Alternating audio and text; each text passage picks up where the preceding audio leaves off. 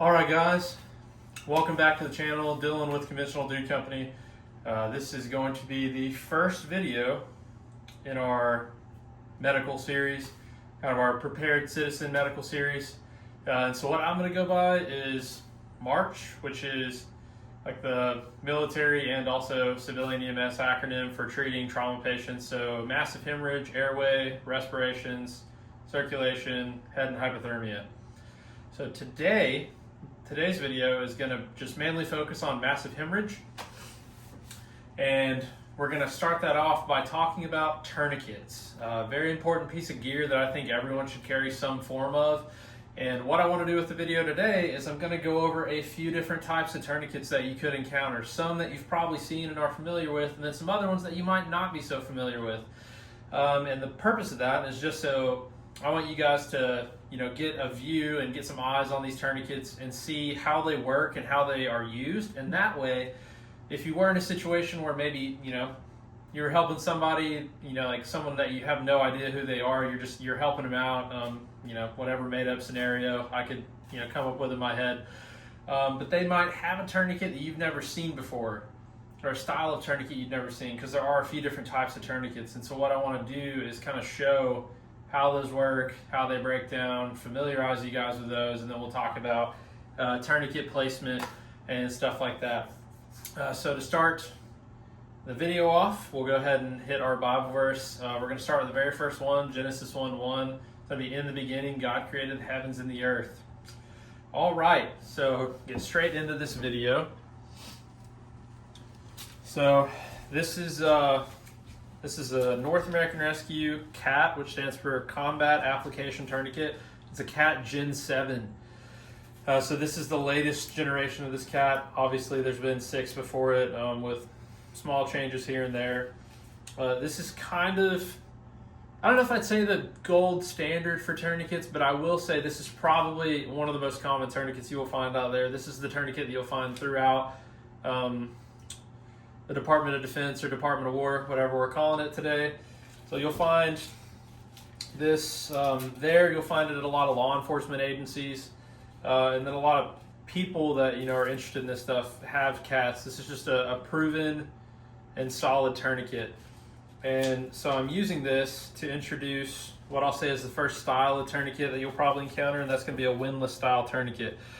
And the reason I say windlass style tourniquet is this bar right here, this that freely spins, is the windlass. And so applications for this CAT tourniquet, when you put it on, you're going to feed the end through the loop. And then key point of performance here. A lot of people, when they put tourniquets on, here, let me get that out of the way there. A lot of people, when they put tourniquets on, they kind of just lackadaisically go through this, and then they end up having to turn the windlass a bunch of times. I like to grab the windlass and use it to pull slack, and this initial pull needs to be as tight as you can possibly get it. And then you're going to lay the Velcro in and make sure that's secure, and then spin your windlass. And guys, I'm telling you, if you do that good initial pull, it really shouldn't take more than 5 turns. Honestly, with a good initial pull, when I've used these, it usually doesn't take more than 3. That's 3 right there. And I can almost guarantee that's going to be about good. Obviously, situationally dependent, what kind of injury they got going on. But key point of performance with any tourniquet is that initial pull. Try to get as much slack and get it as tight as you possibly can on that initial pull. I mean, you wrench down on that thing, on that initial pull, and it'll really help with your tourniquet application. So again, that's going to be the CAT Gen 7. So next, we have another windlass style tourniquet. This is going to be the Soft Tack T. Most people just call it a soft T. This is, I want to say a Gen 5 or 6, but I can't remember which one is exactly, but this is the newest soft T tourniquet.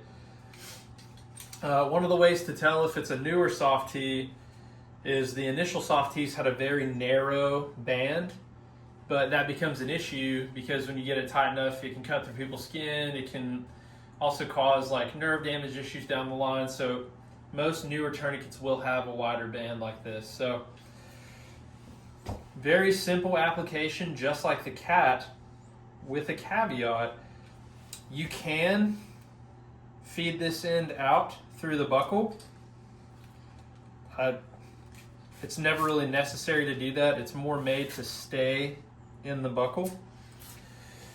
But if you have like a situation where you can't just slide the loop up someone's leg, situation for that is like someone with like a very traumatic amputation where it's just kind of flayed out. It can be hard to get a loop such as this up their leg if it's, you know, kind of spread out like that. So with this clip will come undone and come out. It just takes a little bit. There you go. And then you can take it and feed it around and get it up high and tight in the pocket where your tourniquet should be.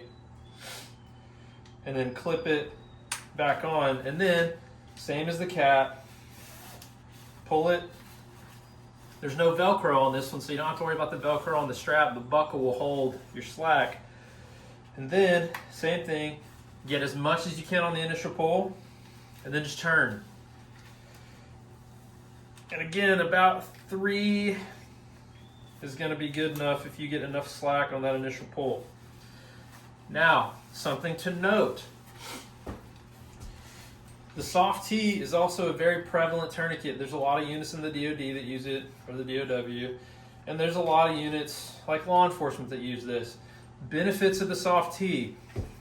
All of these pieces, aside of this little capture device for the windlass, but here I'll show you guys. So you tighten the windlass down, lock it in here, and then for extra, you lock it into that triangle.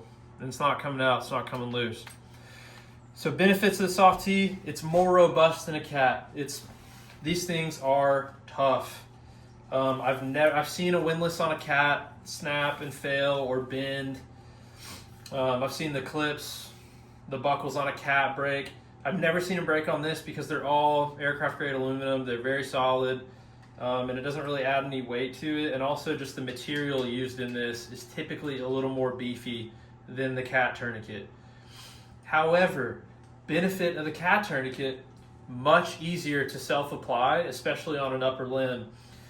If you guys ever want to really challenge yourself, if you carry a tourniquet, take the tourniquet and attempt to put it on one limb without using that limb. So, you know, say I have an injury on my left arm and my left arm is inoperable. Practice getting that on. It is much harder to do that with a soft T, and it just comes down to how the buckle works. You almost have to lock the back of it in against something, like you'd have to lean against a wall to get a good pull. But with a cat, let me go back to the cat for a sec. So we'll have the cat here. Guys, if I am moving a little quick, just let me know whatever questions you have in the comments, and if I don't know the answer, I'll get it. I'll do my best to get the answer for you, but I'm just trying to make this video not 20 minutes long. So self-applying the cat, get it up, high and tight in the pocket, make sure your Velcro's on, and then turn.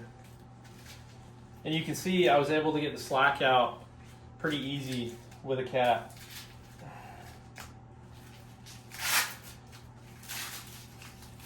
Bottom line, it's not easy to put a tourniquet on yourself with one arm, no matter what the tourniquet is, but it is easier with the cat in general, just by the way, the virtue of how that buckle works. Okay, next windlass type. I'll put this one on briefly. I just want you guys to see this. This is going to work the exact same as the cat and the exact same as the soft T. Again, the only difference is going to be the buckle. And so this is going to be, I don't even know if you can see that on there. This is the SAM brand of windlass tourniquet. If you guys are in the medical field, you'll be familiar with SAM for their pelvic binders traction splints, and then just the SAM splint, like the typical folding SAM splint. This is their intro into the tourniquet market, and if anyone's ever used the SAM pelvic binder before, you can see this clip on the tourniquet, the way that it holds is the exact same. So the way that's going to work is that's going to get fed through there and locked down, and that's going to be tight enough that these little teeth in here will pull through. And so again, initial pull is the most important part, and then turn the windlass until the bleeding stops, and you will be good to go. These are less prevalent, but they're still out there. So if you guys see something that looks a little different, more often than not, if it's a windlass style tourniquet, it's going to work the same way. Just put it on, get a tight initial pull, and then tighten down the windlass, and that's going to be, you're going to be good to go more often than not. These next two tourniquets, guys, I'm gonna grab both at the same time. These are, as you can see, they're windlass style tourniquets. These are made by Snake Staff. These are really cool. You won't see these as much in use law enforcement and military wise from what I've seen. I'm sure some of you guys out there, your departments might use these. But you can see this one is about the same size as a cat or a soft T. Again, you feed it through, you pull it tight, spin the windlass. This one, this is an older Snake Staff, but they do still make one in this size. Caveat, you can tell that it's an older Snake Staff because it has this glow stick and this little chem light in there. And what happens is when this gets tight enough and you spin the windlass enough, the plastic will bend a little bit and it will actually snap that chem light and it'll glow. So kind of a cool little thing. Their new tourniquets don't have that though. This is just the old school one. But the cool thing about this is just the size, guys. I mean, this thing, like, this is an easy EDC pocket carry tourniquet. And you do have to watch the application because, like I said before, a narrow band can have some effects. You can tear skin. You can, there's the possibility for nerve damage. But very cool. I mean, like, look the size comparison of my hand. So this is a Snake Staff, is one that you can carry on you pretty much every day and not really even notice the weight or the size of it in your pocket. All right, next. This is going to be the last one that I have of windlass style tourniquets, but this is, let me make sure, the tactical mechanical tourniquet.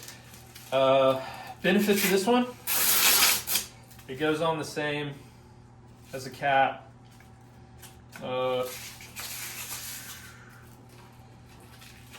It's got buckle there that can snap and unsnap, similar to the soft T. I'd say benefits of this one, it just has a really wide band.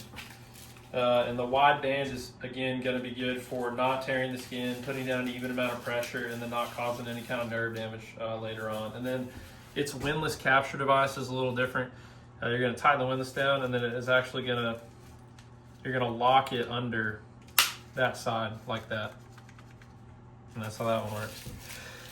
Okay, now we're going to move on. These are going to be, now I'll show these to you real quick, guys. So 3 different sizes of these, but all essentially the same tourniquet. Here's a 1, a 2, and then here's a wide. And these are TX tourniquets, but essentially you'll hear these called ratcheting tourniquets. And the reason for that is because this is like a, sorry, I got tongue twisted, guys. This is like the ratchet system on a ski boot, but it's a ratcheting tourniquet. So with these, see one of these, don't freak out. They are pretty awesome, actually. Get your slack. You can feed it out if you need to, like I said, to get around like a limb in a hard spot. Again, with this, you got this little loop here to help you do that initial pull. Get that initial pull as tight as you can, and then all you're going to do is ratchet. It literally is just a ratcheting mechanism. You can do that with one finger, and you're just going to go until the bleeding stops. And that's it for the ratcheting tourniquet. Now,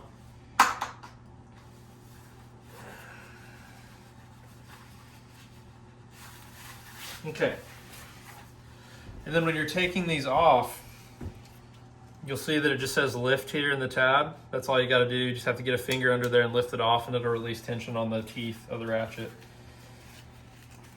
And so like I said, these are just different versions of this same ratcheting system tourniquet, but they're just different widths. The mechanism is exactly the same.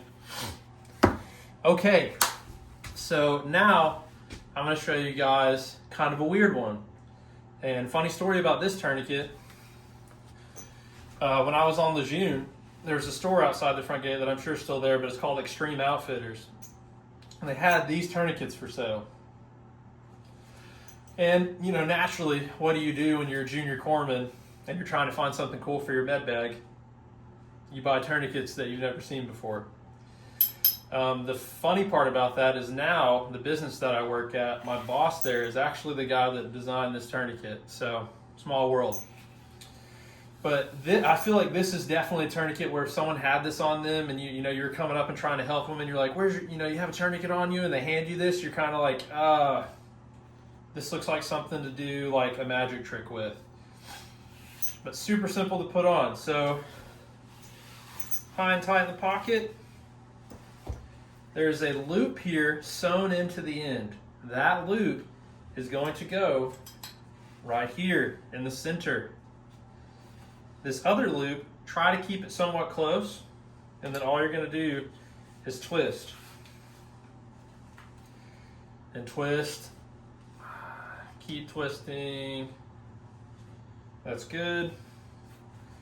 And then just hook the end of this right here. You're going to hook that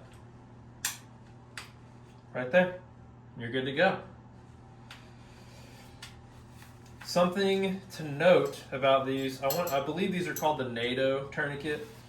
Something about these NATO tourniquets, they're super tough. The material here is awesome. You're not going to tear it, not going to rip it. These rings, super heavy duty, not going to break. And then this is one solid piece of, I believe, aluminum. Not going to break. So this is pretty simple and pretty robust. I just wanted you guys to see this because this is a weird one. And if you pulled this out of someone's pocket, you might... It's not that I don't think you guys could figure out how to use it, but it'd be better if you already had an idea because you can get it on faster. One thing with this tourniquet, if you have something available, you don't have to do it, but I would recommend it. That pressure point where you start turning, the strap is going to twist on itself. So if you can find something, a piece of clothing rolled up, a glove folded up, a SAM splint, if you have a med bag with you, if you could put it right under that spot, it'll help save the patient some pain and suffering later on. But just some kind of padding under that. So again, that's the NATO tourniquet. And then the last tourniquet I'm going to show you guys is actually really cool. If you're big into gear, you've probably seen one of these before, but a lot of people have not seen this. And this definitely gets confused a lot with like the Ranger ratchet that I'm sure some of you've heard about.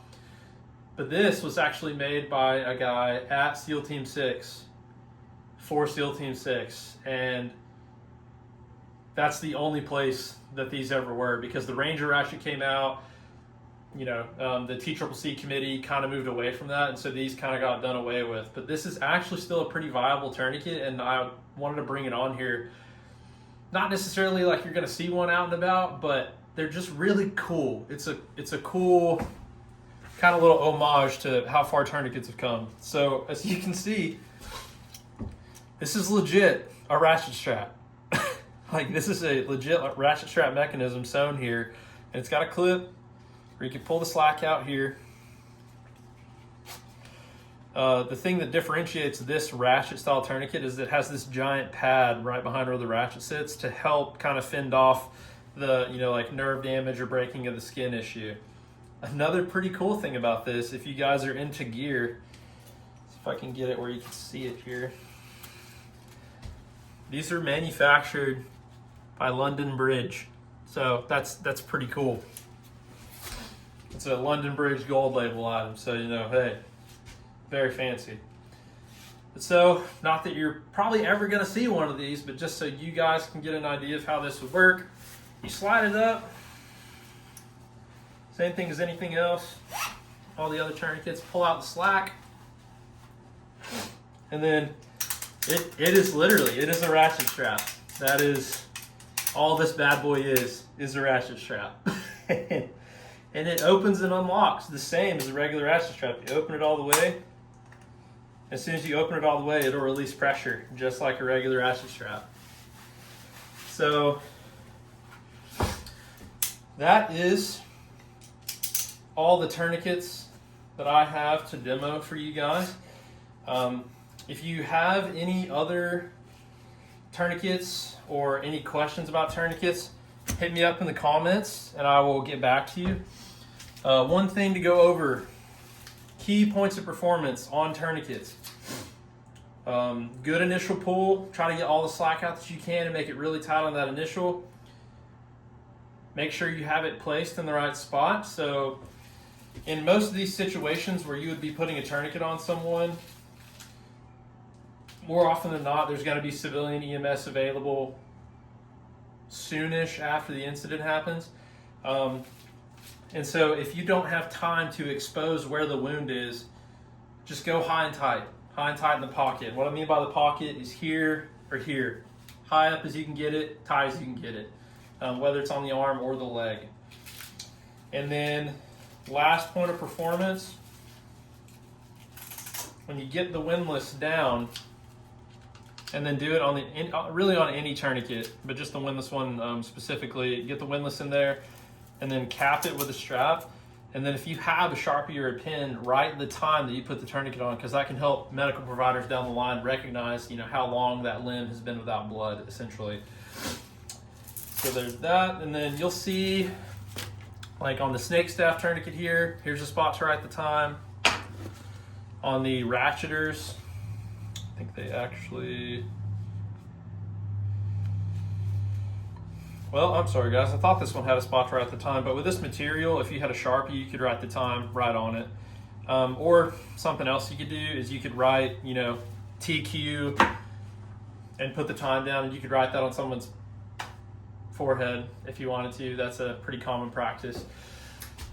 So next up in the medical series, we're going to talk about some basic kind of wound packing and dressing and some pressure dressing stuff. So excited for that. Bear with me guys, I'm still trying to get supplies and kind of go through that whole loop, and the stuff's not cheap. But I hope you like the tourniquet video. Let me know if there's, again, another type of tourniquet you guys want to see, or if you have any questions about tourniquets, and I will see you guys soon with the next med video. Please, if you can, like the video, comment. If you're not subscribed to the channel, please subscribe. It's free to do, and that's obviously everyone's trying to get to 1,000 subscribers. I appreciate everyone that's already subscribed. Just get the word out. This is a good video that I feel like pretty much everyone could benefit from. So again, I appreciate you guys. Thanks for your time.